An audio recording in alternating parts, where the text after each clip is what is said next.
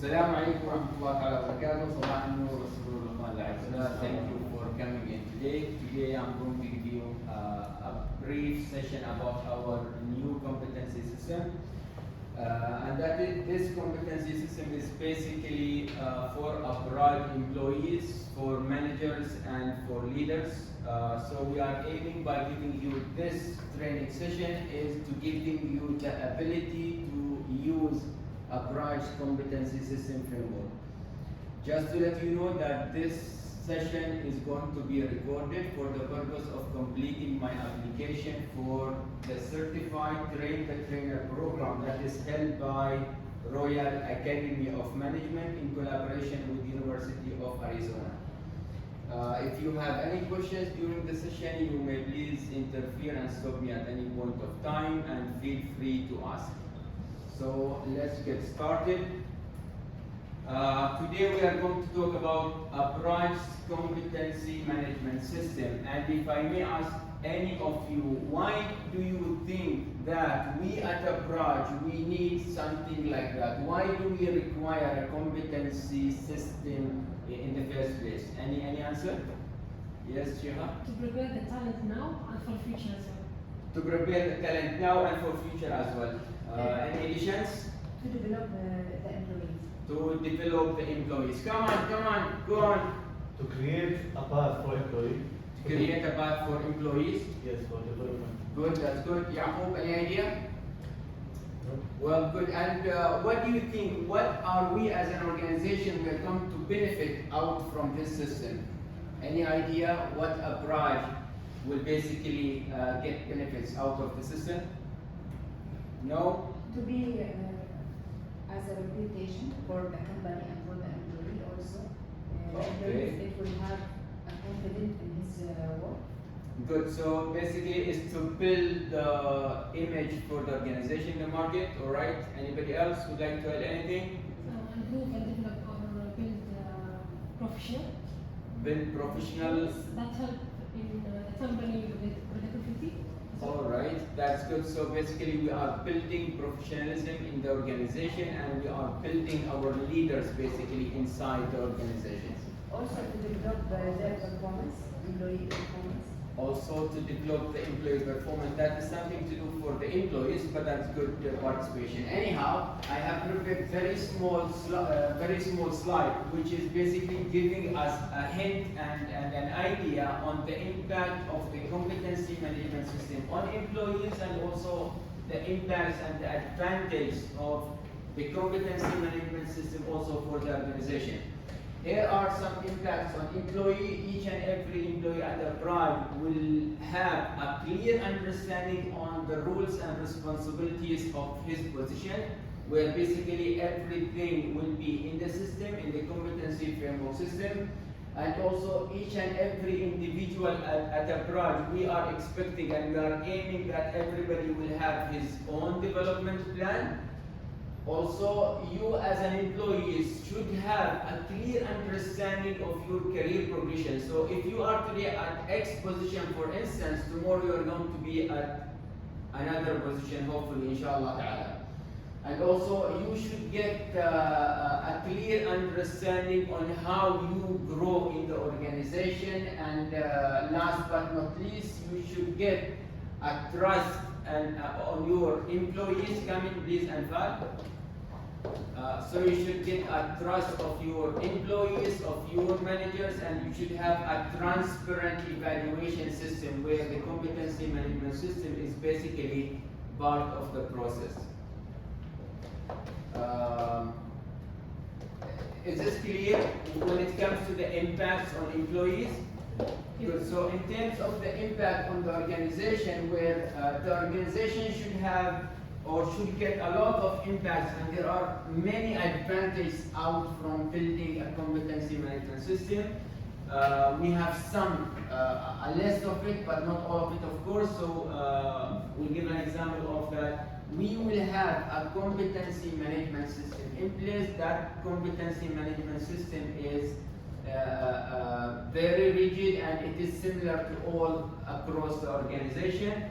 Also, it increases the confidence of the organization on its employees. Basically, through the system, we will make sure that we are having competent workforce working for the organization, as well as we will get a training based on the needs. So we are not going to spend our training budget anywhere, but the training budget will be consumed based on the gaps we have, based on the competency gaps we are having in the organization.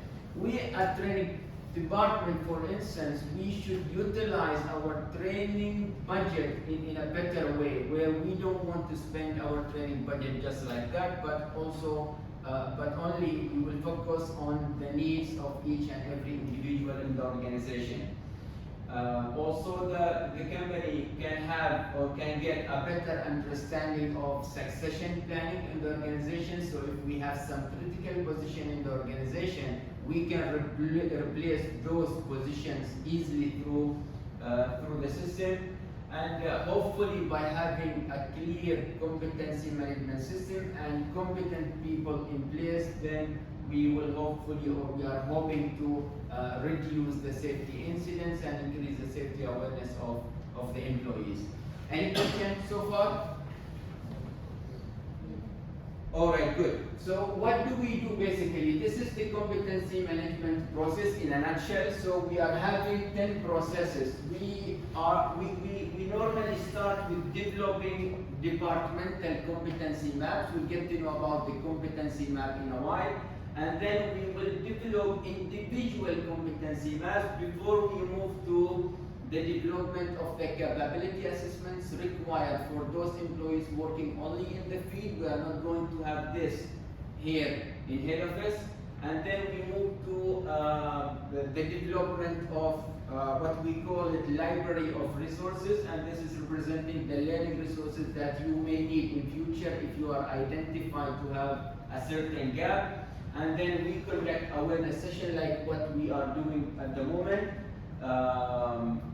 And then we go for conducting the assessment, where each and every individual at a branch will have his own username and password. He will use those credentials in logging into the system, and then start doing his self-assessment and supervisor assessment, and then we should be able to identify the gaps, and then afterwards we should be in a position to create our development plans. Each and every employee should have this ability, and then if there are some gaps identified, then we do reassessment, and then that is our way to our career path and succession plan. This is basically the complete process of competency management system in any organization. And here we are. Where are we standing today in terms of our competency management system? Our competency management system is called Kafa'a. We have done a questionnaire and a survey, and we call our competency management at the moment, we call it Kafa'a. So these are all the features of the system built in the system. So we should have all the competency, departmental competency maps built in the system, individual competency maps in the system. Each and every employee should be able to do his employee assessment. Each supervisor can do also the supervisor assessment, then assessor assessment. We can create individual development plan. We can see the different dashboards in the system, and also that is part on your section, Mustafa and Shema, where we can also utilize it in our recruitment and selection process. Of course, this feature is not 100% ready at the moment, but before we get so, we'll involve you, of course. And then we have our learning resources already built in the system, and yet to develop the career path and succession planning processes in the system, but we don't have them activated at the moment. This is basically the different features of the competency management system. This is our plan. I know it's not clear, however, I have hyperlinked it to a different spreadsheet where we should be able to see basically a clear picture of our plan. apologize for this. Looks like we're having a bit technical issue, but that shouldn't be an issue at all. If you give me a couple of seconds.